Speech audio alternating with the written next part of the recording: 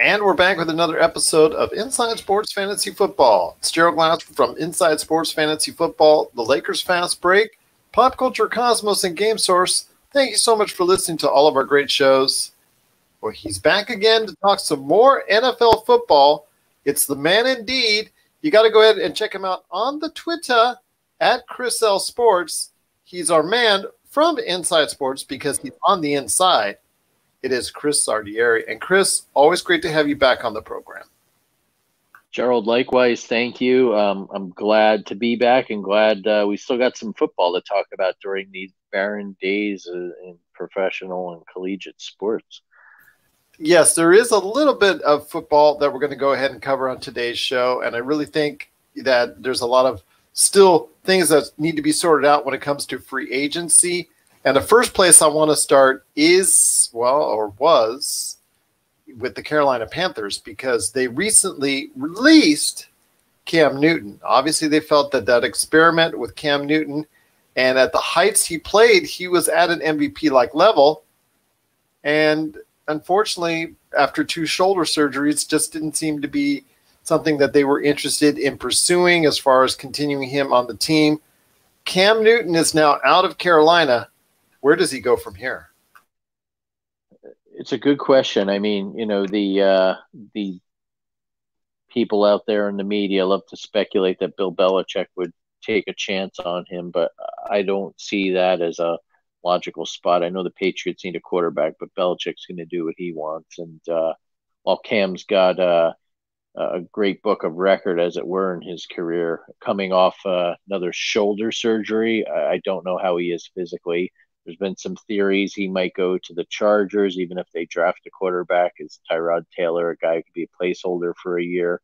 I'm not sure, but the jobs seem to be dwindling. And unfortunately, with this pandemic, with coronavirus going on, it's not like he can even get a workout right now. So he's kind of in this unusual state of limbo.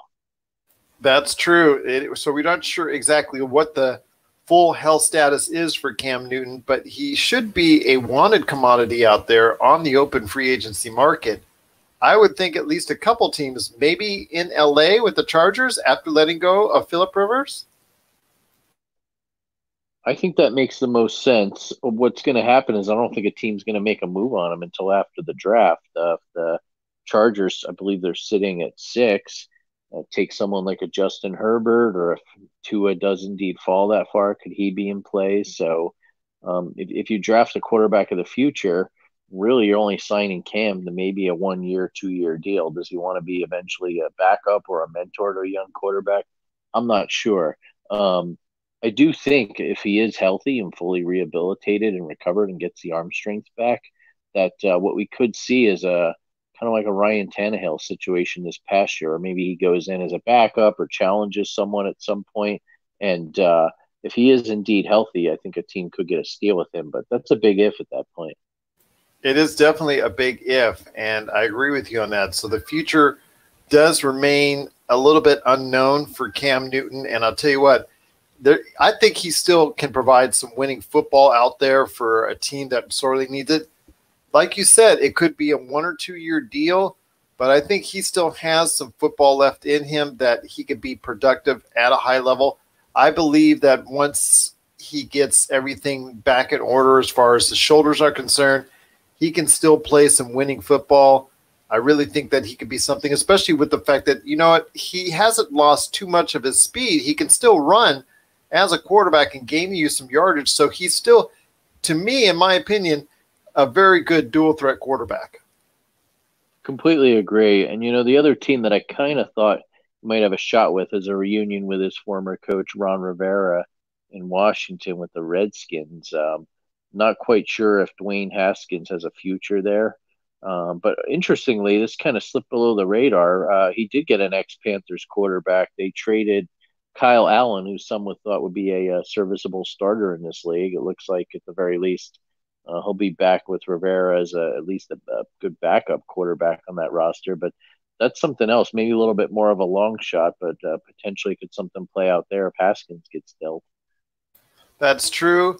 And I agree with you what you're saying as far as the NFL draft, as far as possibly looking at Cam Newton and where he will be positioned as far as a team is concerned, because after the draft, we're seeing as much in these mock drafts as many as 4 quarterbacks taken in the top 10. So we could see where the need for Cam Newton lies a lot greater after the draft. And we'll be talking about the draft here in a sec, but there's one other, I guess, high-profile named quarterback that's out there, and that's Jameis Winston, who obviously got kicked to the curb when Tom Brady was signed as a free agent by the Tampa Bay Buccaneers. He is looking for a home as well, although his status is much more uncertain, because you're getting someone who I said, I think on our last show, that I really think he's a gunslinger in the mold of a Brett Favre, where he's just going to sling it and is so in love with his arm, he'll just try to go ahead and squeeze it through any hole he could possibly get through as far as the defense is concerned. And then obviously leads to some miraculous touchdowns, but as we've seen over the course of the past couple of years, and including this past season, that means a tremendous amount of interceptions as well. 30-30, I think, as far as the TD to interception ratio, and that's not very good. No, it's not. And I think he's another guy, with Newton being a free agent, that kind of diminishes his opportunities too. So at this point, I'd venture to say Winston will be a backup somewhere at some point, maybe with the potential to play or earn his starting spot, or fill in if a starter gets hurt. One thing that I'm going to throw out there, and I'm thinking of coach and older quarterback and maybe a fit where someone can work with him. What about the Saints? They just lost Teddy Bridgewater as their backup. I know there's talk that Taysom Hill could play as quarterback in the NFL, but while I like what he does in small doses, I don't know if long-term he's an NFL starter. But you figure you put him behind a quarterback guru, Sean Payton, he can maybe learn a little thing or two from Breeze. And, Breeze doesn't have a lot left, maybe 1 to 2 more years tops. And potentially Winston could learn under him, and maybe eventually resurrect his career with the Saints. You saw it work for Teddy Bridgewater, so that definitely could be the case. He throws for yardage. He gets a lot of yards. He'll get you a lot of TDs. It's just his willingness to go ahead and put everything on the line and just try to go ahead and get those throws in there in the tight spaces that makes everybody, at least the Tampa Bay Buccaneers fans over the course of the past couple of years, really just wince every time he threw the ball, because he never knew it was going to end up in his own receiver's hands or the defense's hands as far as where it was going. So I agree with you. I think he's going to have to prove himself all over again as a backup this time around, which for him and his original lofty status as a premier draft choice, how the times have fallen for him. They definitely have. And what's surprising to me is I honestly thought both of these guys would have been a better option than what the Bears did, trading for Nick Foles. Nothing against Nick Foles. Guy won a Super Bowl, but when you got 2 quarterbacks of this caliber literally out on the street and you don't have to give up any draft picks, it's just free agents, kind of surprised the Bears, I don't want to say tipped their hand or maybe overreacted so soon. But then again, Ryan Pace is the same guy who traded up to get Mitchell Trubisky at second, getting fleeced by John Lynch in the process of the 49ers. So I shouldn't be shocked, should I? Mitchell Trubisky had to get on the show. I think eventually his future, unless he proves it by next season, that he can be a week in, week out, dependable quarterback, that he will be on the outs at some point in time in the not too distant future if he doesn't go ahead and get his act taken together in Chicago. So I just think at some point in time, Chicago is going to have to make a move for the future, and the future may be sooner than Mitchell Trubisky thinks. Completely agree. All right, my friend, a lot to talk about there. And if you have any questions out there, you can always reach Chris Lardieri at Chris L Sports. One of the things that you wanted to talk about is the possibility, because these owners are getting together and they're talking a lot about what they want to do for the season. They talked about expanded games. They've also talked about expanded playoffs, an expanded playoff structure. I'm kind of meh on the expanded games or the expanded season per se. One of the things, though, I am, I guess, very much from what I've been able to reflect on as a football fan, I think I'm actually leaning towards an expanded playoff structure, because getting more teams in there, for the most part, there are some quality teams that are left out of the mix each and every year trying to vie for that wild card spot. So I think an expanded playoffs might actually be a good thing for the NFL. Yeah, I'm with you. You hear the knock on the NBA and the NHL is that too many teams make it and the playoffs are so long. But in this case, if you look back and we had extended expanded playoffs this past season, the Rams would have made it with a 9-7 record. And the cynics will all say, "Oh, a 7-9 team's going to get in like the Seahawks did 10 years ago, or too many 8-8 teams will get in." But I don't think that's necessarily always going to be the case. You will have those outlier years. What's interesting is that only one team's going to get a bye now. So you're going to see teams play super hard to try and get that bye so they don't have to play wild card weekend. And then on top of that, maybe teams might not be resting guys as much as you see down the stretch, especially in the last game of the year. So that could make the week 17 even more interesting instead of kind of the dull ones we've had from time to time. But in general, I mean, that means I believe it's something like 43% of teams in the NFL will now make the playoffs. I'm fine with that. It gives us an extra game that first weekend instead of just the perennially boring Houston Texans home wildcard game on ESPN announced by Tess and Booger, right? Yes, this is true. Although the way that Bill O'Brien's doing it with his, totally awful trade that he just made, he might not even be getting that far up next season. I agree. So maybe a Colts home playoff game.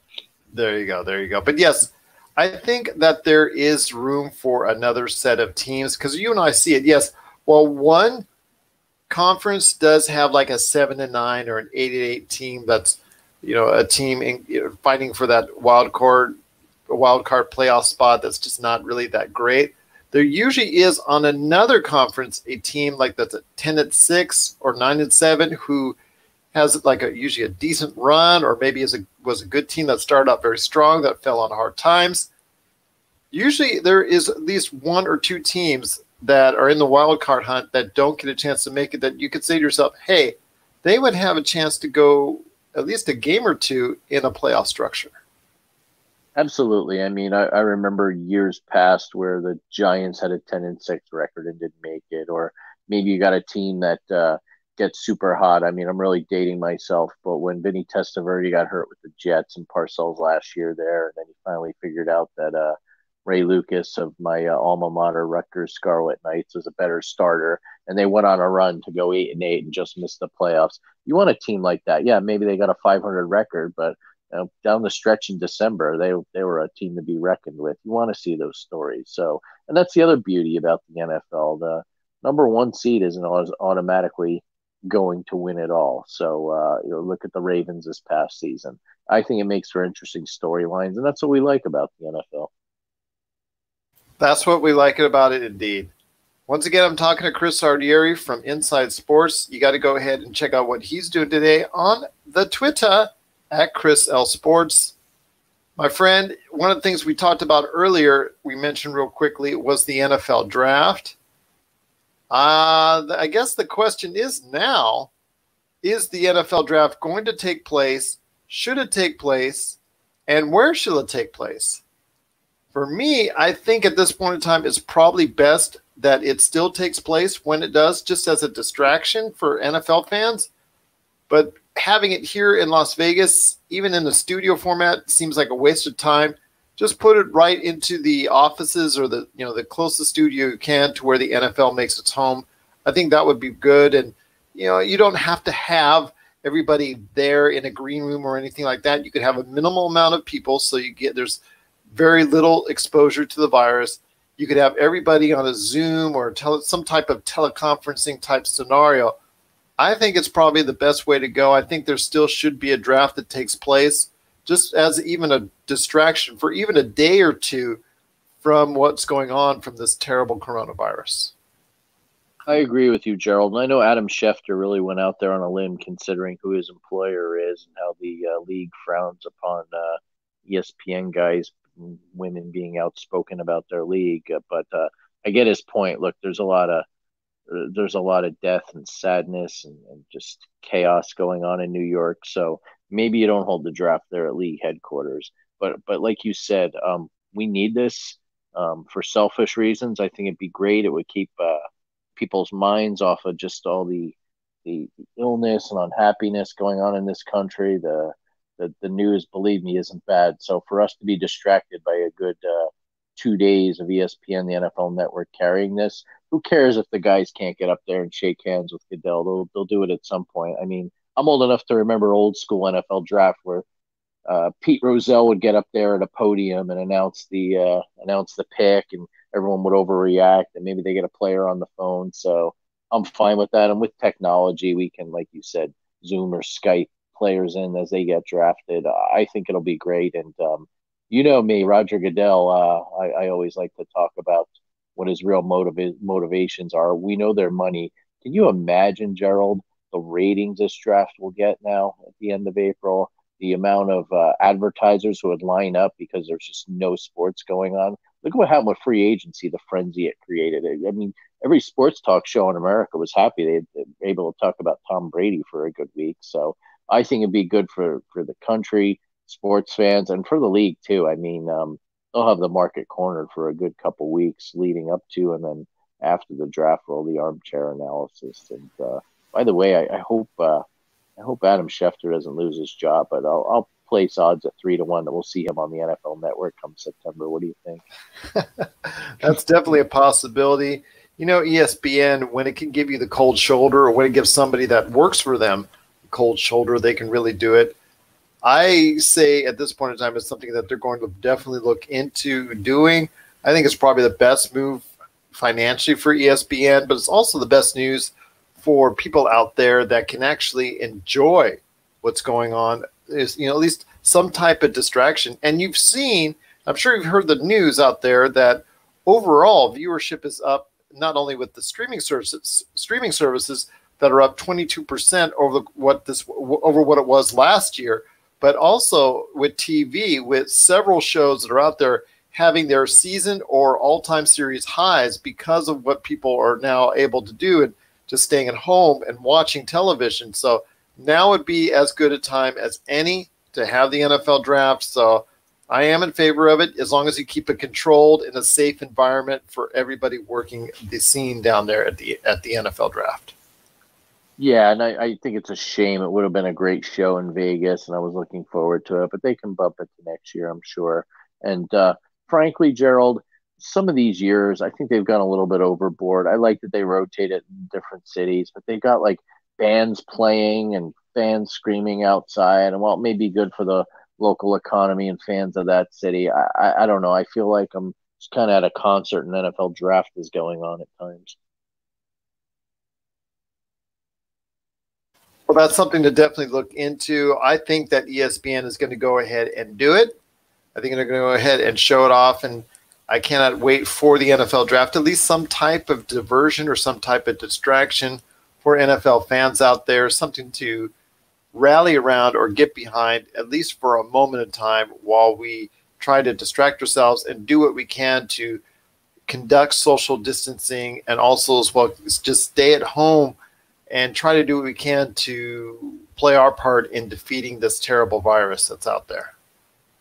Absolutely. And I think they are going to go forward with it. I don't feel like the NFL's dug in. I feel like you said there's a vested interest not only for football fans, but TV. I mean, it's great that ESPN's been running classic games at 8 Eastern, 5 Pacific all week. But I don't know about you. I'll turn in like a part of it, like that epic Rams-Chiefs Monday night game. But I don't think that'll move the needle as much as an NFL draft in a normal year. Given the fact that we're all homebound, I think they see the potential for huge ratings. Absolutely, my friend. But before we head on out, I wanted to go ahead and ask you one last thing. I mean, it is still technically the free agent period, although most of it has died down. Although there's some names out there, like, for instance, Cam Newton, Jameis Winston, who are still trying to find new homes. I want to hear your thoughts on the best below-the-radar free agent signings or trades or something that may have gotten maybe a little bit under the radar, that, people just didn't hear about too much, but that really gave you a lot of good impressions? Sure. So, in addition to the Kyle Allen trade, which to the Redskins, which we'll see what moves come further down the line, but keeping things as is, I think he could be a good backup there. But there were two signings that stuck out to me, and I thankfully caught them on my alerts at some point. They fell below the radar, just scrolling through to see who had signed at one point last week. I'll give a tie to two. The Cowboys bringing in former Rams kicker Greg Zuerlein. You say, "Wow, a kicker, Chris? Who really cares?" Well, anyone who's a Cowboy fan knows that team has issues with kickers throughout the years. So if Greg the Leg, as they call him, is indeed healthy and can hit from long range like he did here in LA, I think that's a good signing for Dallas. And then secondarily, we talked about him on this podcast as a fantasy option down the stretch. Jameis Winston was thrown to Brashard Perryman down in Tampa. The New York Jets signed him. And when you consider Robbie Anderson left, I believe he went to the Panthers. I think that's an upgrade there at that position for the wide receiver for the Jets. I really like what he did. We think Sam Darnold's got some ability there. He's got some upside. I think he's a good target for him. So will he do as well as he did in Tampa? Remains to be seen. But if Adam Gase is the quarterback guru that he apparently thinks he is, I think that's good news for Perriman, especially if you're in a fantasy league looking for some sleeper wide receiver help. Sounds like a plan to me. And there's going to be some good options, hopefully, that are out there still.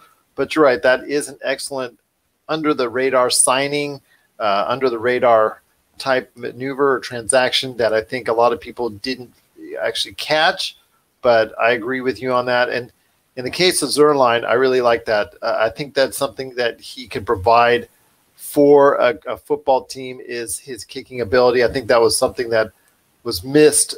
People, I think, when they go ahead and they don't look at like fantasy football, when we're playing fantasy football, we often overlook the kicker position. To me, it's something that I weigh a higher importance on sometimes than some other individuals that's out there, because I think that if you have a consistent kicker week in, week out, he can provide you something that may help you out if you don't have, let's say, maybe one of the best positions or wasn't one of the best or top positions at tight end, or maybe you don't have the best defense in the world. A kicker can make up for a lot of those mistakes, a lot of those shortcomings you have on your total roster. Completely agree. As an owner who had Harrison Butker as his kicker this year, I mean, he was a huge help for my team that ended up winning that particular league. Had Justin Tucker in previous years. Don't ever sell a kicker short. Don't ever sell a kicker short, indeed. Well, my friend, it's been great talking to you as always, but before we head on out, I know you can't exactly give an underdog for this week's Doghouse, but I miss having it on. So for anybody out there, let's just go ahead. I know we always give you time for do your Doghouse and a time to do your last thoughts. Why don't we combine them and make it into the Doghouse thoughts from Chris Lardieri for this week? Sure. So one thing I'm getting back into, realizing that we likely will have the draft in some form or fashion. Just listening a little bit to Sirius XM today, the chatter about the draft. There's kind of these doubts about Tua and where he'll end up. Will Joe Burrow go number one? So I like that all the buzz and the fake information's flowing around this and that.